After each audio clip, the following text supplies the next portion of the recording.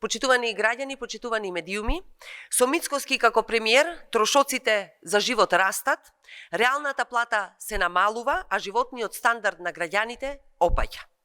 3 месеци поред се намалува реалната нето плата. 2 месеца поред се намалува номиналната нето плата.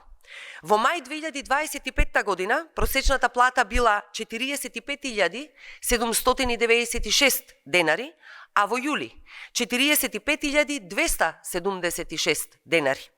Тоа, почитувани, значи 520 денари пониска плата во услови на повисоки цени на основни трошоци.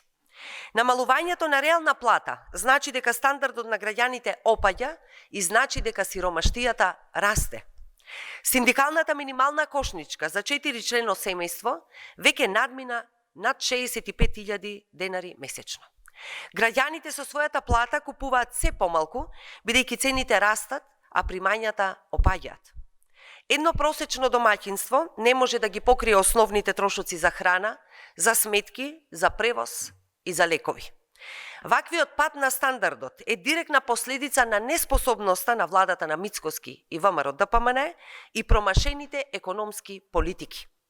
Ова е влада која воопшто не се грижи за граѓаните и мисли само на својот луксус.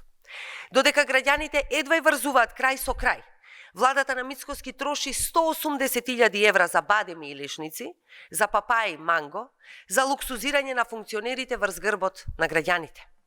СДСМ, почитувани, ќе продолжи да се бори за граѓаните, да предлага мерки и закони за раст на платите, за намалување на трошоците за живот и повисок животен стандард. Ви благодарам.